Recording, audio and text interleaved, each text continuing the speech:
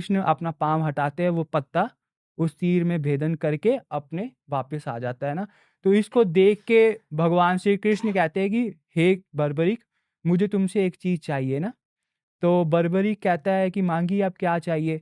तो भगवान श्री कृष्ण कहते हैं कि इस युद्ध में मुझे एक बलि की जरूरत है, या तो भगवान श्री कृष्ण दे सकते हैं या अर्जुन दे सकता है, या तुम्हें उस बलि को देना पड़ेगा।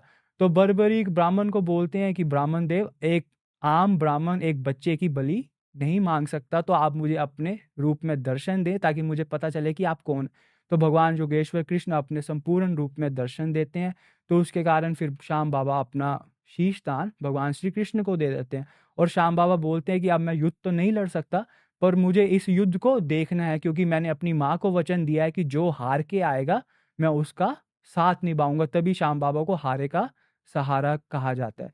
तो जैसे ही फिर भगवान श्री कृष्ण बाबा श्याम के शीश को अमृत सिंचन करके ऊपर पर्वत पर रखवाते हैं, और श्याम बाबा अपना सारा जो युद्ध है वो देखते हैं।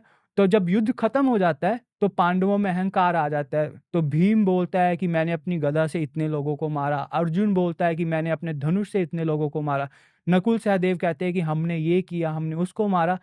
तो सब में लड़ाई हो जाती है। तब सब लड़ते लड़ते सोचते हैं कि हम भगवान श्री कृष्ण के पास जाते हैं, कि पूछते हैं कि क्या हुआ। तो भगवान कहते हैं कि मैंने इस युद्ध को नहीं देखा, पर एक है जिसने इस युद्ध को सारा कुछ देखा है। तो पांडव कहते हैं कि वो कौन है। भगवान श्री कृष्ण कहते हैं कि वो तुम्हारे कुल का ही पांडव अवतार श्री श्याम बर्बरीक है, जिसका शीशदान मैंने लिया है। तो सभी बर्बरीक के पास जाते हैं। तो बाबा तो सबका देख ही रहे थे। तो पांडव पूछते हैं कि आप बताओ, क्योंकि आप तो हमारे कुल के हो, आप हमारे पांडव कुल के हो। तो बाबा इतना सुन के हंसने लग जाते हैं। बर्बरीक हंसता है और कहता है कि ये सब आप बोल रहे हो कि मैंने इसको मारा, मैंने उसको मारा, बट ये सब झूठ है। जो मैंने देखा कि द्रौपदी काली के रूप में खून भर के खप्पर पी रही थी, और भगवान श्री कृष्ण ही सबको मार रहे थे और मर रहे थे। करने वाले भी शाम थे और करवाने वाले भी शाम थे। तो जब ये चीज को भगवान श्री कृष्ण ने देखा, तो भगवान श्री कृष्ण ने बर्बरीक को ये वरदान दिया कि तुमने हमेशा सत्य का साथ दिया है और तुमने हारे की जीत करवाई है। तो इसलिए कलयुग में जो आदमी हार कर तेरे दरबार में आएगा, उसकी सहायता मैं करूंगा। आज से तेरा नाम बर्बरीक नहीं है, श्री श्याम। मेरी सारी कलाएं तुझ में जाएगी, और मेरा श्रृंगार, मेरी सेवा जो कोई तेरी करेगा वो मेरी होगी, और उस भगत की इच्छा को मैं पूरा करूंगा। और कलयुग में जैसे जैसे तुम्हारा जोर बढ़ेगा, कलयुग का जैसे जैसे बढ़ेगा, वैसे वैसे श्याम बाबा के नाम का वैसे वैसे जोर बढ़ेगा।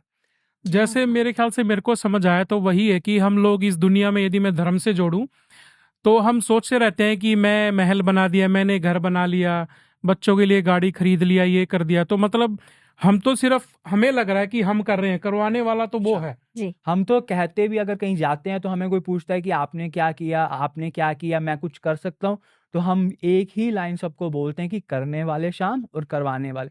क्योंकि वो ही करने वाला है और वो ही करवाता है। ना हम कुछ कर सकते हैं, ना हम कर पाएंगे, और ना हमने कभी कुछ किया है। तो हम तो सिर्फ माध्यम बन रहे हैं। जी और उसमें भी हमें अहम भाव आ जाता है कि हमें घमंड है कि हम कर रहे हैं, भगवान करा रहा है, हम कर रहे हैं, हम उसका माध्यम बने, उससे अच्छी खुशी कुछ नहीं है।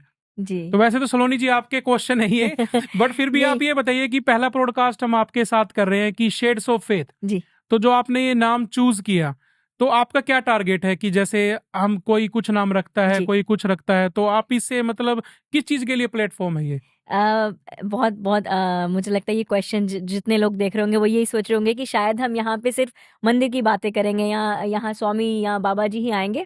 बट बेसिकली हमारा शेड्स ऑफ फेथ का हमारा जो मकसद है वो यही है कि आस्था है ना, अलग अलग रंग आस्था के जो होते हैं, कि वो आस्था किसी में भी हो सकती है, किसी भी रिश्ते में, किसी भी आपका जो विचार है। हमारा बेसिकली आज ये जो इस प्लेटफॉर्म का या इस पॉडकास्ट का जो मेन मोटिव ये है कि आप यहाँ आए, जैसे कि आपने अपने मन के जो विचार हैं वो है ना हमारे सामने रखे, या आपके द्वारा कितने लोगों को सुनने को मिले होंगे।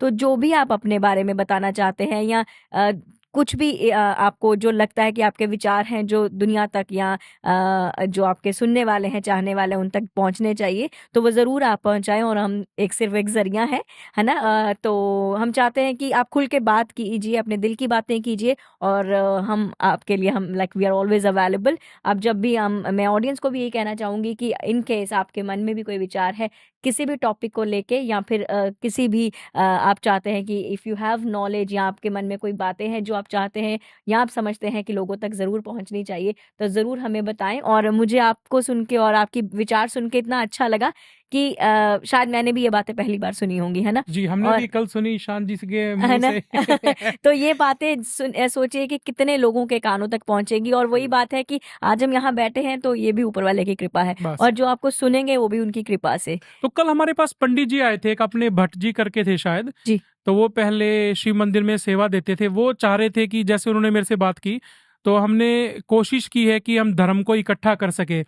तो हमने बोला था कि हनुमान मंदिर की तरफ से हम सभी पंडितों को जो हैं जी। उनको खाने पे बुलाना चाहते हैं, और फिर उसके बाद हम कोई ऐसा प्रोडकास्ट करना चाहते हैं कि उसमें अलग अलग मंदिर से या जो अलग अलग ग्रुप हैं वो बैठ के बात करें कि हम कैसे इनको इकट्ठा कर सकते हैं, या जो हमारे आने वाले बच्चों की पीढ़ियां हैं हम उनको कैसे धर्म से जोड़ सकते हैं, क्योंकि बच्चे ज़्यादा ही मॉडर्न हो रहे हैं आजकल। जी। तो हम और आप तो फिर भी अपने पेरेंट्स से सीख के आए हैं। तो यदि हमें प्रोडकास्ट करना हो ऐसे, तो जी। हम किसको कांटेक्ट करें, कैसे पहुंच सकते हैं? जी, बिल्कुल, हमारी टीम का जो नंबर है या जो कॉन्टैक्ट डिटेल्स हैं वो ज़रूर स्क्रॉल कर दी जाएँगी, और कभी भी आप हमारे चैनल पे हमें कॉन्टैक्ट कर सकते हैं। और ये बहुत अच्छी बात लगी आपने कहा कि एकता आप हाँ जी, बिल्कुल उसमें बिलीव बिल्कुल। करते हैं कि सब लोग आएँ, हमसे बातें करें। और जैसे कि मैंने कहा कि इट्स ओपन फॉर ऑल, कभी भी आप हमें कॉन्टैक्ट कर सकते हैं। हम आपके साथ टाइमिंग सेट करके एंड ज़रूर आपके लिए समय निकाला जाएगा, और आपकी बातों को जो है वो आपके सुनने वाले और चाहने वालों के सामने रखी जाएगी। तो आप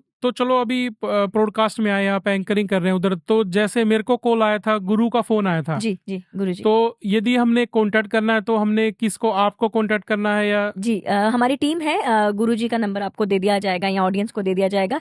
तो आप कभी भी उस जैसे कि मंदिर में पूरी टीम का नंबर दिया गया है, ऐसे ही चैनल का भी नंबर दे दिया जाएगा। तो कभी